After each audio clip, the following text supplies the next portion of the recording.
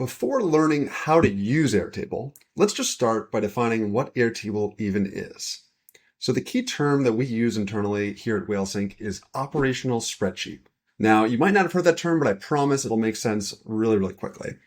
So let's start with the term spreadsheet. Spreadsheets are things that you are intimately familiar with already. So things like Google Sheets and Excel, you're familiar with columns and rows that make them up and how you use spreadsheets, right? These are tools that are meant for collecting lots of data, building models, right? Analyzing data. Spreadsheets are really, really great at that.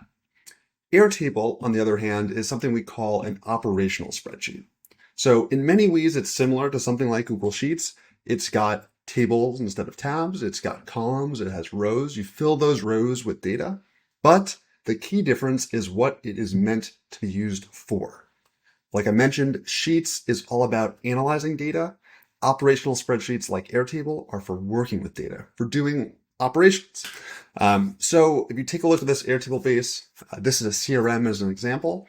It is going to be really, really easy to work with this data, to create groupings, to create filters, to create statuses, right?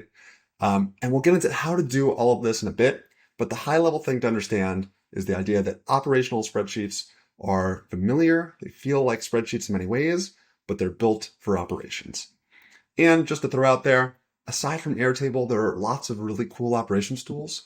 Things like Smart Suite, again, that are very similar to Airtable in many ways, and even other tools like Clay. But for the purposes of this video, let's go deep on Airtable. It's the most popular operational spreadsheet, and for good reason.